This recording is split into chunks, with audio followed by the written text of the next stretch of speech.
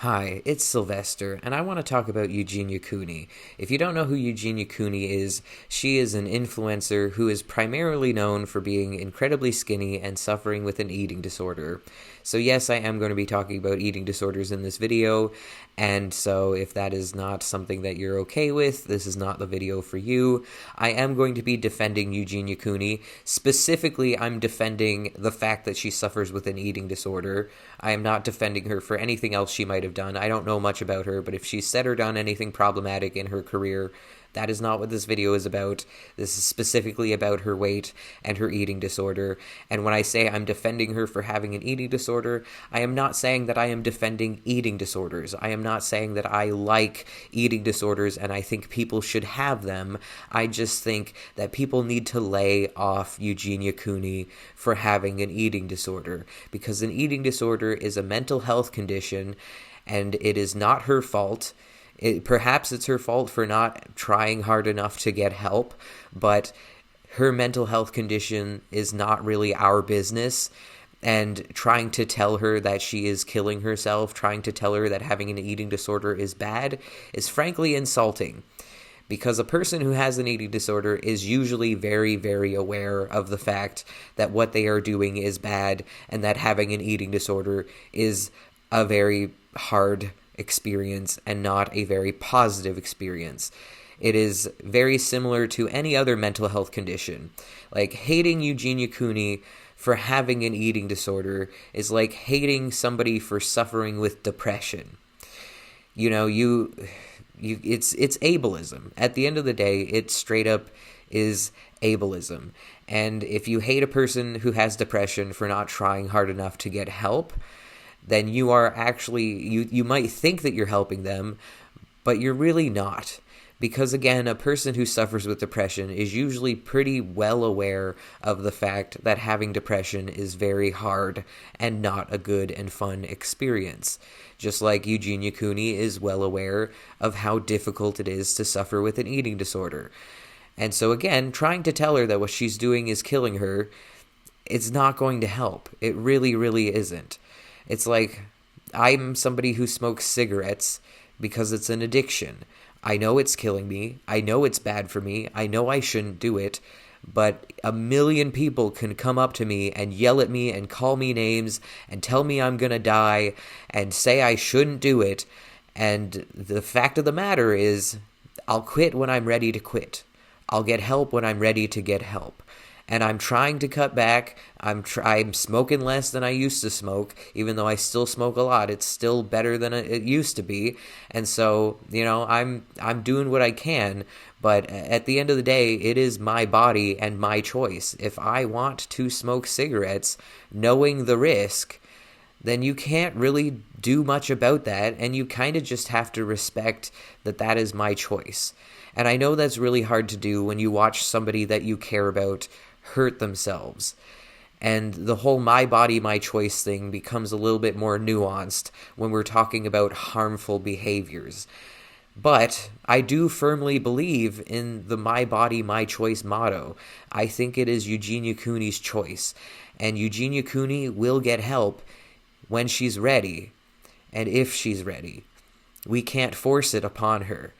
Like, I have suffered with eating disorders throughout my life. When I was 13, I had really bad anorexia, and people yelling at me, telling me that I was killing myself, it didn't matter. Like, I knew that what I was doing was killing me. I knew it was bad, but the way I thought, because again, it's a disorder, it's a mental health condition, the way I thought was, I would rather die than not be skinny. And so, I knew what I was doing was wrong, but it was my body and it was my choice. And I eventually ended up not really overcoming my anorexia, because anorexia is not really something that you fully overcome. It's like an addiction where you are in recovery or you have relapsed. And so I entered recovery, but I did that because it was my choice, because I was ready to do that. And so again, it's like me smoking cigarettes. You can't force me to stop smoking cigarettes. I'd rather die than not have a cigarette. That's essentially what I'm saying every time I have a cigarette, and it's an addiction. And, I am in control of my body, but it doesn't always feel that way. And so when I'm ready to get help, I will get help. When I'm ready to quit, I will quit. But I'm simply not ready. And Eugenia Cooney is simply not ready to get help for her disorder. And I think that we need to respect that. Hating on her and telling her she's going to die really isn't doing anything, especially the hate, because again, that's ableism. Hating somebody for having a disorder is ableism. Even if you're concerned for them, even if you want the best for them, being mean to somebody, trying to force them to change and to force them to get help is still bullying, And also, I think we need to normalize not commenting on Eugenia Cooney's body. We shouldn't be commenting on people's bodies in general, especially women's bodies. It is just, in my opinion, not okay. And again, you might be doing it out of concern. You might be doing it with the best intentions. But it's still body shaming, and body shaming is bad. If you think that Eugenia Cooney looks disgusting because she's too skinny, then keep that to yourself. Frankly, the world does not need to know your opinions on Eugenia Cooney's body. And the whole argument that Eugenia Cooney is causing people to develop eating disorders, I think is ridiculous. I think the people who want to look like Eugenia Cooney already suffer with eating disorders. I think that having a disorder does not mean that you are inherently promoting that disorder. Just like somebody with depression is not promoting depression. They're not trying to say, hey, everybody should have depression. Just like Eugenia Cooney having an eating disorder does not mean that she is forcing that eating disorder onto anyone or that she is promoting it. And I mean, maybe she has. Again, I don't really know much about her, but to my knowledge, she has never said, I think eating disorders are good and I think more people should have them. As far as I'm aware, she just has an eating disorder and people think that it's going to cause other people to have eating disorders. But like I said, I don't think Eugenia Cooney is the cause of people's eating disorders. There are so many things that cause people to develop eating disorders. Society, it's societal pressure, it's so many different things. But we should not be pointing a finger at one single person who's suffering with a disorder and say she is the cause of other people's suffering and other people's disorders. Like I said, most people who look at Eugenia Cooney and want to look like her are people who already have eating disorders, And again, having a disorder does not mean that you are promoting it. Is that all that I wanted to say about Eugenia Cooney? I think that's all I wanted to say. Yeah, just please be kinder to her. She knows what she's doing. She is a grown woman. She knows the risks. She knows the struggle, probably better than you think she does. And as much as you might be concerned for her, yelling at her, hating on her, telling her she's gonna die, it's just bullying. You're not helping. And it is her body, so it is her choice. Even if she is hurting herself, I do believe that it is still her choice. And maybe you think I'm wrong. Maybe you think that if somebody's choice is destroying their life or destroying their health and ruining their body and potentially causing them to have an early death, then, maybe it should be treated like when somebody tries to commit suicide and they get institutionalized so that they can't commit suicide. Maybe that's what you believe, is that Eugenia Cooney should be forcefully institutionalized and forced to get help for her eating disorder, but in the long run, I don't really think that's going to work. You can't force recovery onto people. Like, you can take an addict, force them into rehab, but you can't guarantee that they're not going to relapse the second they get out of rehab, because if it wasn't their choice to get clean, then like you can't force them to want to be clean. Just like with Eugenia Cooney, if it's not her choice to get help for her eating disorder, you can't force her to want to get help for her eating disorder. And so you can institutionalize her all you want, but the second she gets out, she's probably going to continue having an eating disorder, because that's just the nature of the beast. That's how these things work, And so again, you might disagree with me, but I still think that hating on her for having a disorder is absolutely not the right thing to do. Being mean to her, telling her she's going to die, I don't think that that's the right way to go about it. At this point, she's been told she's going to die by so many people that hearing it from you is not going to be the thing that changes her mind. It really isn't. And again, commenting on her body is just inappropriate. Like, you might think to yourself, well, she thinks she looks good. That's why she's starving herself, because she thinks she looks good. So if I and enough people tell her that she looks bad, then she's going to realize that she doesn't look good. And it's like, well, that's not really, again, how eating disorders work. I mean, I'm not an eating disorder expert, but it's about what she sees when she looks in the mirror. She doesn't have an eating disorder because she's trying to please the public. It's because she's trying to please herself.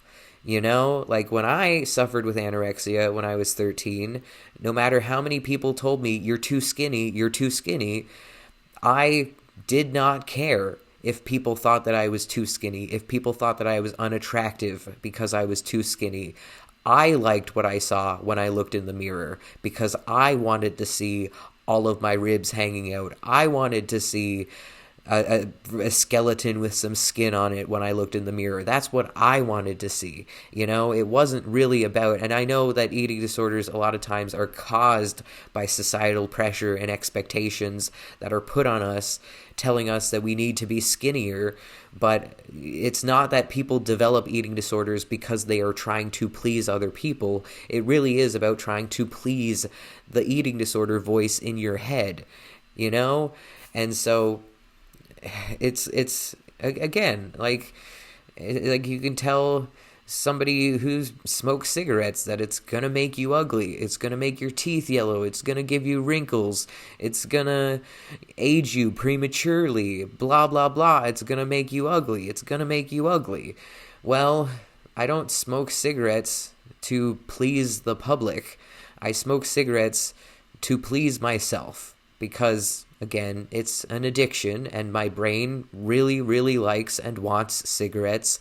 And so when I smoke a cigarette, I'm not thinking I'm doing this because it's going to make me beautiful and people are going to like me more. I do it because that is what my brain is telling me to do, and it makes me feel good, And so it's the same with eating disorders. She is doing it because it makes her feel good. And again, it also is hurting her. It's also a struggle. It also makes her feel bad. But that's why having an eating disorder is kind of like an addiction, because no matter how much you suffer, no matter how much it hurts you, it makes you feel good enough that you want to continue doing it. And so, again, she's not doing it to please you, and you telling her that you don't like her body is really not going to help. So you might be thinking, well, what answers do you have, Sylvester? We should just lay back and let her do it to herself? We should just let her not get help for her eating disorder? Honestly, yes. That is what I'm saying. And you should let me continue smoking cigarettes. And you should let a depressed person who doesn't want to get help continue not getting help. And you should let an addict continue being an addict. Like, it sounds like bad advice, and it sounds like the wrong thing to do. But once again, you can't force somebody to get help who just isn't ready or doesn't want help. You just can't. And the more you try, the more you are hurting them and frustrating yourself. And maybe you think, well, I want to hurt Eugenia Cooney because I think what she's doing is wrong. I think her hurting herself is wrong. And it's like any form of self-harm. Like if somebody is cutting their wrists. Again, trigger warning for self-harm.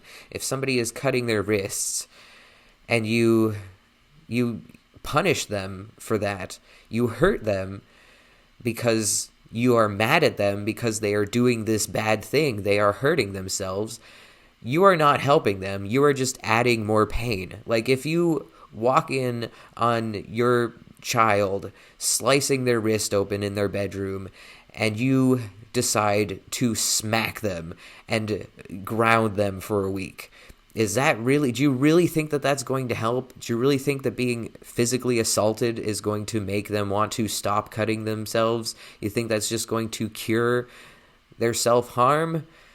I mean, they might be scared of you, and so they might stop doing it because they don't want to get slapped and grounded again. But it's not going to fix the actual issue deep down, the fact that they wanted to hurt themselves. And so, it's the same thing as institutionalizing someone or forcing an addict to go to rehab. Like, the second they get out of rehab, they're going to do it again. And the second your child isn't scared of being slapped by you, they're going to do it again because you are not fixing the issue. There is really nothing you can do to fix Eugenia Cooney, quote unquote. There is nothing you can do to really help her. She needs to help herself.